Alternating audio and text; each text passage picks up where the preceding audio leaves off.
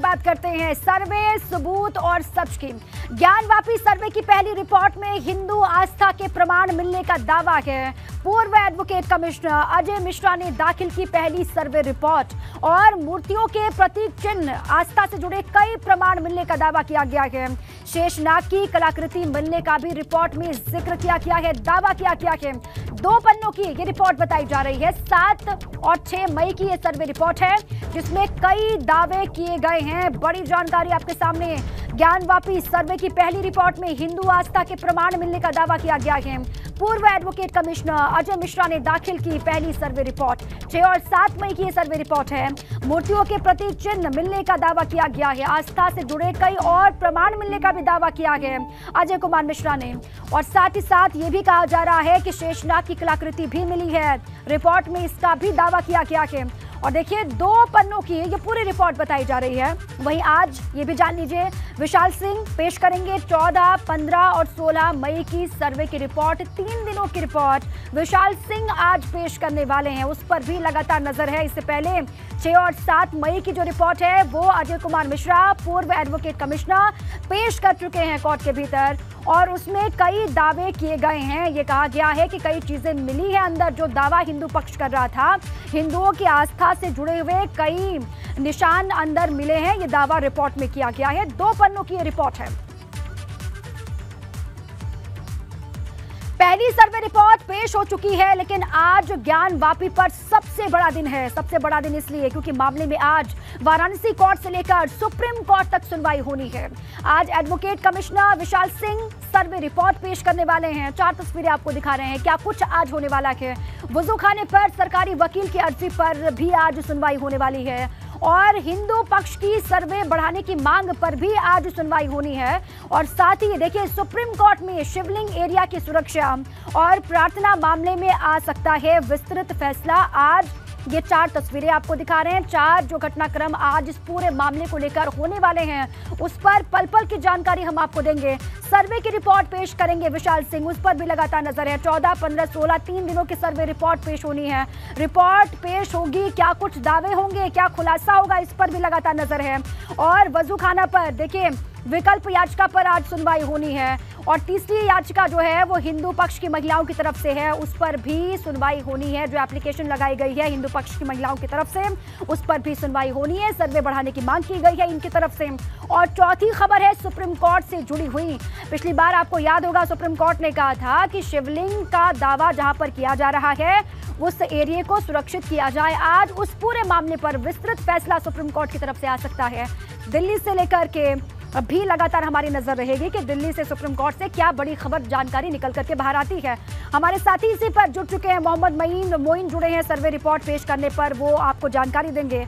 और नीतीश पांडे भी हमारे साथ जुड़े हुए हैं। वीरेश पांडे भी वाराणसी से लगातार बने हुए हैं और साथ ही अविनाश तिवारी भी लगातार बने हैं। वो ऐसी में सुनवाई होनी है, इस पर भी वो विस्तार से जानकारी आपको देंगे। लेकिन सबसे पहले उत्तर प्रदेश के ब्यूरो चीफ वीरेश पांडे का रुख कर लेते हैं। वीरेश जी, आज सबसे बड़ा दिन है इस पूरे विवाद को लेकर। सबसे पहले तो आप जानकारी दें कब कब क्या क्या होगा और क्या आपको दिखाई देता है आज दिन भर के घटनाक्रम को लेकर। वीरेश जी। देखिए दीपा, आपने विवाद की बात की है तो विवाद तो बढ़ा दिया है। पूर्व मुख्यमंत्री अखिलेश यादव ने और समाजवादी पार्टी के राष्ट्रीय अध्यक्ष अखिलेश यादव ने उन्होंने ज्ञानवापी विवाद की तुलना अयोध्या विवाद से कर दी और अयोध्या मामले से कर दी। और अयोध्या पर उन्होंने इस बात का बयान दे दिया कि अयोध्या में जिस तरीके से 1991 में किसी अधिकारी ने मूर्ति रख दी थी रामलला की और इस तरीके से धोखा दिया गया था, तमाम बातें उन्होंने कहा है कि भारतीय जनता पार्टी ध्यान अटकाना चाहती है, लोगों को बरगलाना चाहती है। और सबसे जो महत्वपूर्ण बात है वो बयान है और सबसे ज्यादा विवाद बढ़ाने वाला है वो है कि रामलला की मूर्ति रख दी गई, यानी इनको विश्वास ही नहीं है। अयोध्या के इस पूरे आंदोलन पर सवाल खड़ा कर दिया है, प्रश्न चिन्ह खड़ा कर दिया है अखिलेश यादव ने। हमारे साथ योगी सरकार के मंत्री हैं दयाशंकर मिश्र दयालु और ये बनारस से ही आते हैं। बनारस इनकी कर्मभूमि है, यहाँ प्रधानाचार्य हैं। मैं चाहूँगा कि उठ जाएं दयाशंकर मिश्र दयालु जी, फ्रेम अच्छा आएगा आपका। अखिलेश यादव यादव ने विवाद बहुत है बढ़ा दिया। उन्होंने तो अयोध्या से तुलना कर दी ज्ञानवापी का। आपकी तो पूरी कर्मभूमि जन्मभूमि सब यही रही है, इस विवाद की तुलना वहाँ से कर देना। 1991 में किसी अधिकारी ने रामलला की मूर्ति रख दी, फिर उसे धोखे से हिंदुओं ने आगे बढ़ाया, ये क्या है? देखिए, अभी तक कोर्ट के संज्ञान में सारा मामला था, कोर्ट अपना काम कर रहा था, कोर्ट ने कोर्ट कमिश्नर नियुक्त किया, सर्वे कराया, इसमें किसी की भागीदारी नहीं थी, कोई राजनीति नहीं थी। लेकिन अब राजनीति की रोटियां लोग सेकने लगे हैं, क्योंकि अब जैसे आपने कहा ना, अयोध्या से तुलना करके उन्होंने मामले को एक अनावश्यक तूल दे दिया है, जिसको कहा जाए भड़काने वाला बयान है। अब अयोध्या और काशी को जिस तरीके से वो लोग टेकल कर रहे हैं, तो निश्चित ही ये अच्छा नहीं माना जा सकता। अयोध्या में तो गोलियां भी चली थी समाजवादी पार्टी की सरकार में, तो गोलियां भी इन्हीं लोगों ने चलाया था। अब ये वर्तमान में अपनी रोटियां कहीं न कहीं से काशी विश्वनाथ को लेकर सेकना चाहते हैं, जबकि इसमें कोई राजनीतिक भागीदारी किसी की नहीं थी। कोर्ट अपना काम कर रहा था, कोर्ट के हम लोग हर भावना का सम्मान करते हैं। कोर्ट जो भी निर्णय करेगा, कोर्ट जो कह रहा है, व्यक्ति कोई कुछ नहीं बोल रहा है, लेकिन अब उसमें ये राजनीतिक दलों के लोग राहुल, पूर्व मुख्यमंत्री अखिलेश यादव और विपक्ष के नेता हैं अखिलेश यादव, समाजवादी पार्टी के राष्ट्रीय अध्यक्ष हैं अखिलेश यादव, और कोई सामान्य व्यक्ति नहीं है।